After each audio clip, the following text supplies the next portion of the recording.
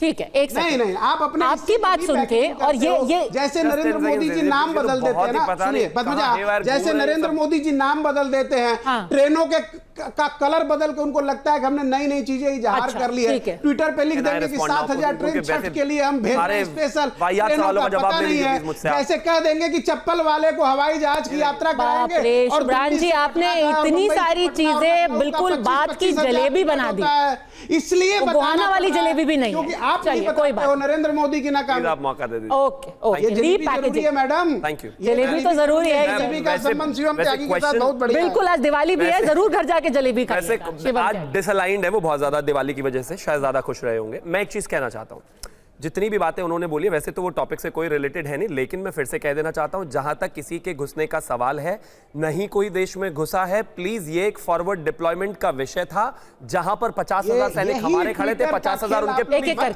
बीच में नहीं बोलना। आपके या तो रक्षा मंत्री झूठ बोल रहे हैं, या आपके मेंबर आपने विदेश नीति से लेके एयरबस से लेके अडानी हर चीज पे बोला, आप किसी और आदमी को तो बोलने दीजिए। पद्मजा जी, आप सुनिए, पद्मजा जी, आप रक्षा मंत्री को झूठा बता रही हैं क्या देश के? सर एक सेकंड, उनके भारतीय हम वापस मुद्दे पे आएंगे, नहीं तो यही होगा।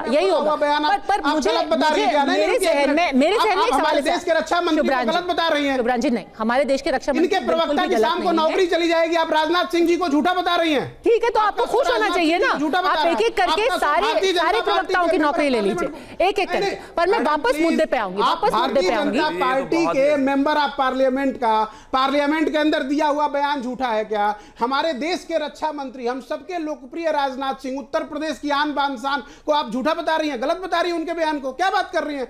चलिए, आपका बहुत अच्छी बात है कि चलिए आज राजनाथ जी को आप देश की और उत्तर प्रदेश की आन बान शान कह रहे हैं, बहुत खुशी की बात है। पर इससे सवाल मेरे जहन में ये आ रहा है, भुवन जी एक सेकंड, पिछले 45 मिनट से हमने सिर्फ एक सवाल पूछा है कि आज अगर देश का प्रधानमंत्री खड़े होकर कहता है कि हिंद देश के निवासी सभी जन एक हैं, क्या इससे आप बैकफुट पर आ गए हैं?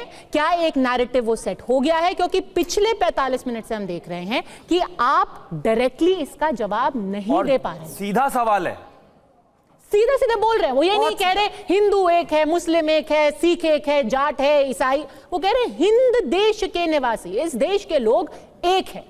क्या इससे बैकफुट पे आने पे मजबूर हो गए? और आप बार बार रिएक्ट भी कर रहे हैं, कभी आप कह रहे हैं पीडीए में जुड़ेंगे, ना बटेंगे ना कटेंगे, पीडीए से जुड़ेंगे, फिर आप कहेंगे कि जुड़ेंगे तो जीतेंगे, आप बार बार रिएक्ट भी कर रहे हैं।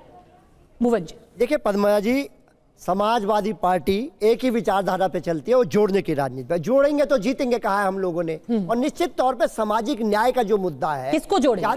बिल्कुल सभी जोड़ने का काम कराना। किसको? माननीय अखिलेश यादव जी ने क्या कहा है, पहले तो आप उसको भी समझिए ना, क्या कहा उन्होंने पीडीए में, क्या क्या कहा है? पिछड़ा, दलित, अल्पसंख्यक, आदि आबादी समाज, ये बोल डबल ए नहीं है वो। एक मिनट सुनिए, आप अपने पिछड़ा, दलित, अल्पसंख्यक, मुस्लिम, आप दूसरों को कहते हो आपकी आदत खराब है, आप सबके बीच में बोलते हो, चाहे कांग्रेस हो चाहे सपा हो, अपनी आदत में सुधार करिए, देश को उपदेश मत दीजिए। हमारे नेता की लाइन हम बोलेंगे, बताइए, बोलेंगे, वो तो सामने लिखा हुआ है ना, बिल्कुल है। पीडीए में क्या क्या बोला माननीय? पिछड़ा, दलित और अल्पसंख्यक मुस्लिम, यही है मैडम।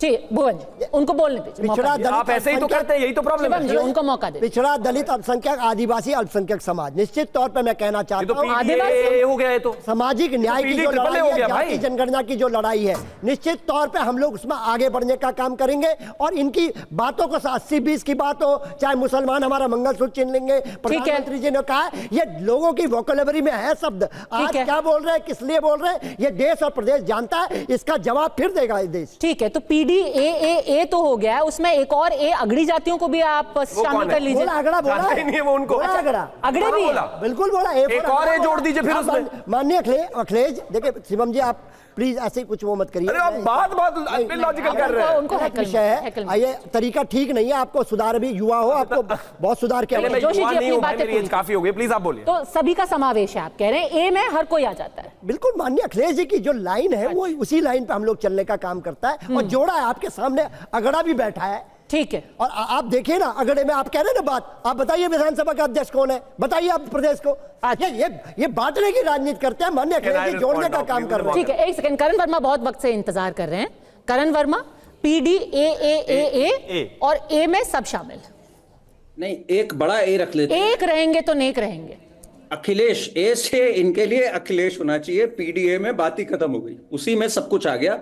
अखिलेश ही हिंदुस्तान है, उसी में अगड़े भी आ गए, अल्पसंख्यक भी आ गए, उसमें सबको ले लीजिए। मेरी तो जोशी जी से ये है। और जोशी जी ने एक बात का जवाब नहीं दिया, वोट जिहाद किस तरह का सामाजिक न्याय भाई, वो तो बता दीजिए जरा। जाते जाते एक वोट जिहादी पे जवाब दे दीजिए कम से कम, जो मोना आलम जी ने आपकी प्रत्याशी ने कहा था। इधर उधर की बात छोड़ के भाई मुद्दे की बात कर लीजिए। वोट जिहाद नहीं बताया।